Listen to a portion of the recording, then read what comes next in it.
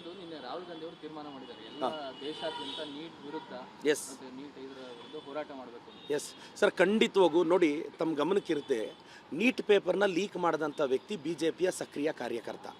Neat question paper ಸೆಟ್ಟರ್ಸೇ ಪೇಪರ್ನ leak ಮಾಡ್ತಾರೆ. ಈಗ 21 ರೀನೀಟ್ ಇದೆ.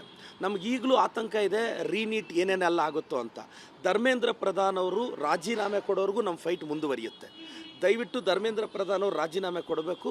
25 ಲಕ್ಷ ವಿದ್ಯಾರ್ಥಿಗಳ ಭವಿಷ್ಯಕ್ಕೆ ಏನು ಅವ್ರ ತೊಂದರೆ ಆಗಿದೆ ಅದನ್ನು ಸರಿಪಡಿಸಬೇಕು. ಈಗ ಮುಂದಿನ ವರ್ಷ ಕಂಪ್ಯೂಟರ್ ಬೇಸ್ಡ್ ಟೆಸ್ಟ್ ತರ್ತೀವಿ ಅಂತಾರೆ. ಕಂಪ್ಯೂಟರ್ ಬೇಸ್ಡ್ ಟೆಸ್ಟ್ ತರೋ ಅಷ್ಟು ಸಡನ್ ಲಾಜಿಸ್ಟಿಕ್ಸ್ ನಮ್ಮಲ್ಲಿ ಇಲ್ಲ.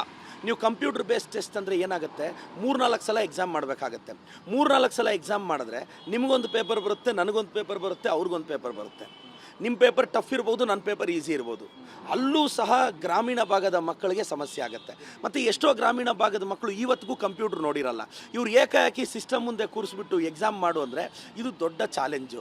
ಬಿ ಜೆ ಪಿಯವ್ರ ಕೈಯಲ್ಲಿ ಆಡಳಿತ ಯಂತ್ರಾಂಗ ನಡೆಸೋ ಯೋಗ್ಯತೆ, ತಾಕತ್ತು ಅವ್ರಿಗಿಲ್ಲ. ಧರ್ಮೇಂದ್ರ ಪ್ರಧಾನ್ ಅವರು ರಾಜೀನಾಮೆ ಕೊಡಬೇಕು. ರಾಹುಲ್ ಗಾಂಧಿ ಅವ್ರ ಹೋರಾಟಕ್ಕೆ ನಾವು ದೇಶಾದ್ಯಂತ ಕೈ ಜೋಡಿಸ್ತೀವಿ.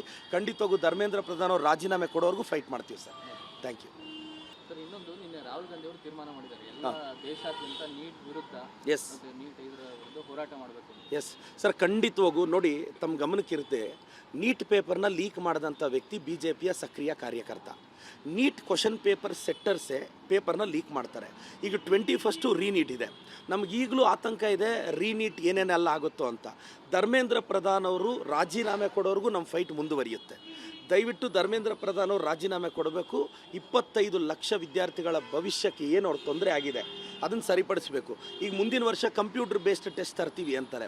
ಕಂಪ್ಯೂಟರ್ ಬೇಸ್ಡ್ ಟೆಸ್ಟ್ ತರೋ ಅಷ್ಟು ಸಡನ್ ಲಾಜಿಸ್ಟಿಕ್ಸ್ ನಮ್ಮಲ್ಲಿ ಇಲ್ಲ.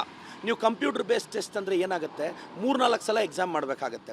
3-4 ಸಲ ಎಕ್ಸಾಮ್ ಮಾಡಿದ್ರೆ ನಿಮಗೊಂದು ಪೇಪರ್ ಬರುತ್ತೆ, ನನಗೊಂದು ಪೇಪರ್ ಬರುತ್ತೆ, ಅವ್ರಿಗೊಂದು ಪೇಪರ್ ಬರುತ್ತೆ. ನಿಮ್ಮ ಪೇಪರ್ ಟಫ್ ಇರ್ಬೋದು, ನನ್ನ ಪೇಪರ್ ಈಸಿ ಇರ್ಬೋದು. ಅಲ್ಲೂ ಸಹ ಗ್ರಾಮೀಣ ಭಾಗದ ಮಕ್ಕಳಿಗೆ ಸಮಸ್ಯೆ ಆಗುತ್ತೆ. ಮತ್ತು ಎಷ್ಟೋ ಗ್ರಾಮೀಣ ಭಾಗದ ಮಕ್ಕಳು ಇವತ್ತಿಗೂ ಕಂಪ್ಯೂಟರ್ ನೋಡಿರಲ್ಲ. ಇವ್ರು ಏಕಾಏಕಿ ಸಿಸ್ಟಮ್ ಮುಂದೆ ಕೂರಿಸ್ಬಿಟ್ಟು ಎಕ್ಸಾಮ್ ಮಾಡು ಅಂದರೆ ಇದು ದೊಡ್ಡ ಚಾಲೆಂಜು. ಬಿ ಜೆ ಪಿಯವ್ರ ಕೈಯಲ್ಲಿ ಆಡಳಿತ ಯಂತ್ರಾಂಗ ನಡೆಸೋ ಯೋಗ್ಯತೆ, ತಾಕತ್ತು ಅವ್ರಿಗಿಲ್ಲ. ಧರ್ಮೇಂದ್ರ ಪ್ರಧಾನ್ ಅವರು ರಾಜೀನಾಮೆ ಕೊಡಬೇಕು. ರಾಹುಲ್ ಗಾಂಧಿ ಅವ್ರ ಹೋರಾಟಕ್ಕೆ ನಾವು ದೇಶಾದ್ಯಂತ ಕೈ ಜೋಡಿಸ್ತೀವಿ. ಖಂಡಿತವಾಗೂ ಧರ್ಮೇಂದ್ರ ಪ್ರಧಾನ್ ಅವರು ರಾಜೀನಾಮೆ ಕೊಡೋರ್ಗೂ ಫೈಟ್ ಮಾಡ್ತೀವಿ ಸರ್. Thank you sir. ಇನ್ನೊಂದು ನಿನ್ನೆ ರಾಹುಲ್ ಗಾಂಧಿ ಅವರು ತೀರ್ಮಾನ ಮಾಡಿದ್ದಾರೆ ಎಲ್ಲ ದೇಶಾದ್ಯಂತ ನೀಟ್ ವಿರುದ್ಧ ಎಸ್ ಮತ್ತೆ ನೀಟ್ ಇದರ ವಿರುದ್ಧ ಹೋರಾಟ ಮಾಡಬೇಕು. ಎಸ್ ಸರ್, ಖಂಡಿತವಾಗೂ ನೋಡಿ, ತಮ್ಮ ಗಮನಕ್ಕಿರುತ್ತೆ, ನೀಟ್ ಪೇಪರ್ನ ಲೀಕ್ ಮಾಡಿದಂಥ ವ್ಯಕ್ತಿ ಬಿ ಜೆ ಪಿಯ ಸಕ್ರಿಯ ಕಾರ್ಯಕರ್ತ. ನೀಟ್ ಕ್ವಶನ್ ಪೇಪರ್ ಸೆಟ್ಟರ್ಸೇ ಪೇಪರ್ನ ಲೀಕ್ ಮಾಡ್ತಾರೆ. ಈಗ 21 ರೀನೀಟ್ ಇದೆ. ನಮಗೀಗಲೂ ಆತಂಕ ಇದೆ, ರೀನೀಟ್ ಏನೇನೆಲ್ಲ ಆಗುತ್ತೋ ಅಂತ. ಧರ್ಮೇಂದ್ರ ಪ್ರಧಾನ್ ಅವರು ರಾಜೀನಾಮೆ ಕೊಡೋರ್ಗೂ ನಮ್ಮ ಫೈಟ್ ಮುಂದುವರಿಯುತ್ತೆ. ದಯವಿಟ್ಟು ಧರ್ಮೇಂದ್ರ ಪ್ರಧಾನ್ ಅವರು ರಾಜೀನಾಮೆ ಕೊಡಬೇಕು. 25 ಲಕ್ಷ ವಿದ್ಯಾರ್ಥಿಗಳ ಭವಿಷ್ಯಕ್ಕೆ ಏನು ಅವ್ರ ತೊಂದರೆ ಆಗಿದೆ ಅದನ್ನು ಸರಿಪಡಿಸಬೇಕು. ಈಗ ಮುಂದಿನ ವರ್ಷ ಕಂಪ್ಯೂಟರ್ ಬೇಸ್ಡ್ ಟೆಸ್ಟ್ ತರ್ತೀವಿ ಅಂತಾರೆ.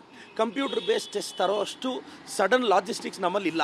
ನೀವು ಕಂಪ್ಯೂಟರ್ ಬೇಸ್ಡ್ ಟೆಸ್ಟ್ ಅಂದರೆ ಏನಾಗುತ್ತೆ, 3-4 ಸಲ ಎಕ್ಸಾಮ್ ಮಾಡಬೇಕಾಗತ್ತೆ. 3-4 ಸಲ ಎಕ್ಸಾಮ್ ಮಾಡಿದ್ರೆ ನಿಮಗೊಂದು ಪೇಪರ್ ಬರುತ್ತೆ, ನನಗೊಂದು ಪೇಪರ್ ಬರುತ್ತೆ, ಅವ್ರಿಗೊಂದು ಪೇಪರ್ ಬರುತ್ತೆ. ನಿಮ್ಮ ಪೇಪರ್ ಟಫ್ ಇರ್ಬೋದು, ನನ್ನ ಪೇಪರ್ ಈಸಿ ಇರ್ಬೋದು. ಅಲ್ಲೂ ಸಹ ಗ್ರಾಮೀಣ ಭಾಗದ ಮಕ್ಕಳಿಗೆ ಸಮಸ್ಯೆ ಆಗುತ್ತೆ. ಮತ್ತು ಎಷ್ಟೋ ಗ್ರಾಮೀಣ ಭಾಗದ ಮಕ್ಕಳು ಇವತ್ತಿಗೂ ಕಂಪ್ಯೂಟರ್ ನೋಡಿರಲ್ಲ. ಇವ್ರು ಏಕಾಏಕಿ ಸಿಸ್ಟಮ್ ಮುಂದೆ ಕೂರಿಸ್ಬಿಟ್ಟು ಎಕ್ಸಾಮ್ ಮಾಡು ಅಂದರೆ ಇದು ದೊಡ್ಡ ಚಾಲೆಂಜು. ಬಿ ಜೆ ಪಿಯವ್ರ ಕೈಯಲ್ಲಿ ಆಡಳಿತ ಯಂತ್ರಾಂಗ ನಡೆಸೋ ಯೋಗ್ಯತೆ, ತಾಕತ್ತು ಅವ್ರಿಗಿಲ್ಲ. ಧರ್ಮೇಂದ್ರ ಪ್ರಧಾನ್ ಅವರು ರಾಜೀನಾಮೆ ಕೊಡಬೇಕು. ರಾಹುಲ್ ಗಾಂಧಿ ಅವ್ರ ಹೋರಾಟಕ್ಕೆ ನಾವು ದೇಶಾದ್ಯಂತ ಕೈ ಜೋಡಿಸ್ತೀವಿ. ಖಂಡಿತವಾಗೂ ಧರ್ಮೇಂದ್ರ ಪ್ರಧಾನ್ ಅವರು ರಾಜೀನಾಮೆ ಕೊಡೋರ್ಗೂ ಫೈಟ್ ಮಾಡ್ತೀವಿ ಸರ್. Thank you